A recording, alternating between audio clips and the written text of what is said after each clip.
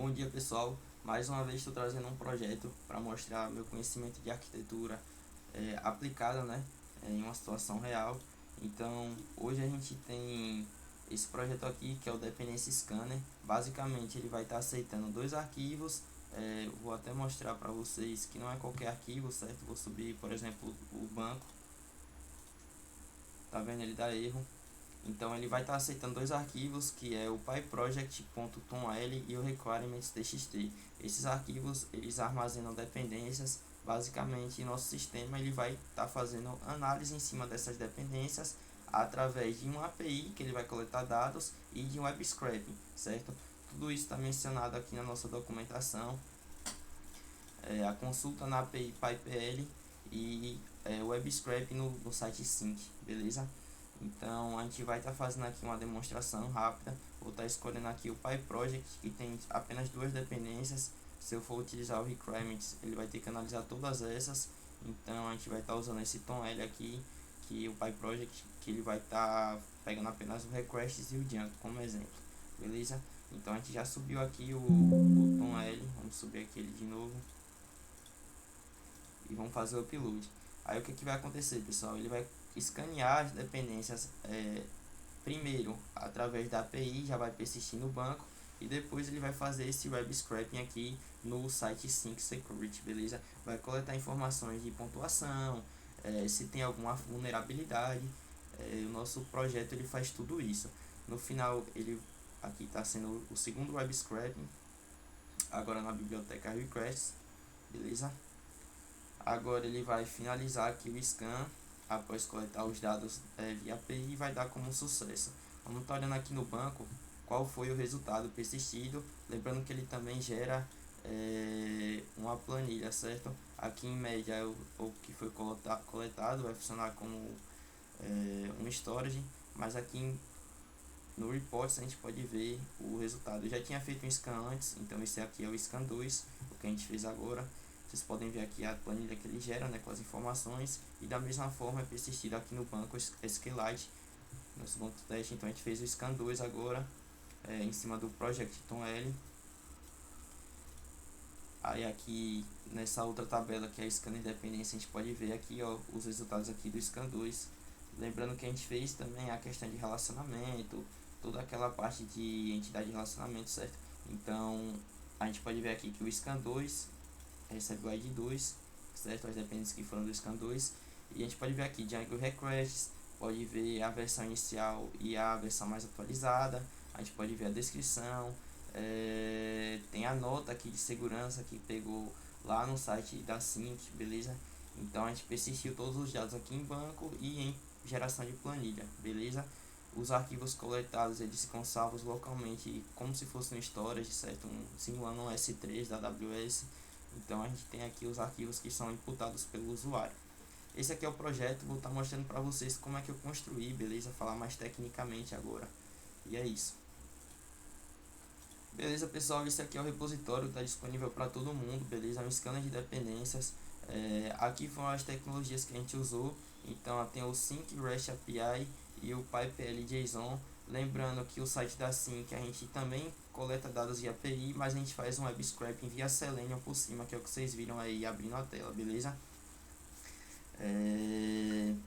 A gente tem aqui camadas principais, que é a camada View, Service, tem os parsers, tem o cliente que vai estar puxando os dados das APIs, exporters e a persistência, que a gente utiliza o Django RM, para estar manipulando o SQLite, beleza? Que é o nosso banco. A camada de view, ele vai estar fazendo essa primeira parte, de estar recebendo aqui o upload. Deixa eu estar pegando aqui o arquivo de view. Serviço. Beleza, estava um pouco cego, mas está aqui. Tem um pouquinho de lógica essa primeira validação, certo, de funcionamento, de definir o scan como pendente lá no início. Ele tem um status, que fica como concluído após o final do scan. E tem só essa pequena lógica aqui, beleza? Na rota post, que é a única rota do nosso projeto. Eu quis deixar 99% da lógica na camada de serviço, que é o padrão, correto? Todos os meus projetos eu sigo essa estrutura. Então, por mais que aqui seja um monolito distribuído, né, tenha sido a proposta, eu vou falar um pouco mais sobre as decisões de arquitetura, mas nesse bloco atual a gente vai estar falando aqui sobre os scripts em si. Então aqui na camada de serviço eu tenho o scan service, e aqui é onde de fato está toda a lógica do projeto, e essa é a segunda camada, certo? Sendo a primeira camada mais superficial a view, e tem a nossa única rota post, beleza? E mais abaixo ainda, usando o RM, a gente tem aqui a modelagem do banco, beleza? Utilizando o Django ORM. Então aqui a camada Models, a gente está ficando toda a parte de banco de dados totalmente separado.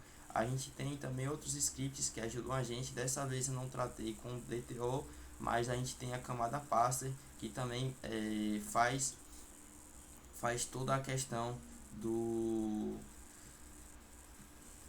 da separação dos dados e tudo mais. A gente não trabalhou com DTO dessa vez, seria um a mais, certo? Para estar transferindo os dados aqui entre as camadas, mas como é um projeto mais simples, não havia necessidade, certo, pessoal?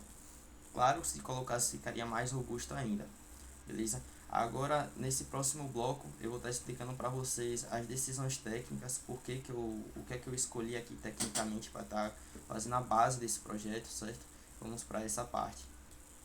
Pessoal, falando agora tecnicamente, né, sobre as decisões do projeto, vamos começar falando da arquitetura.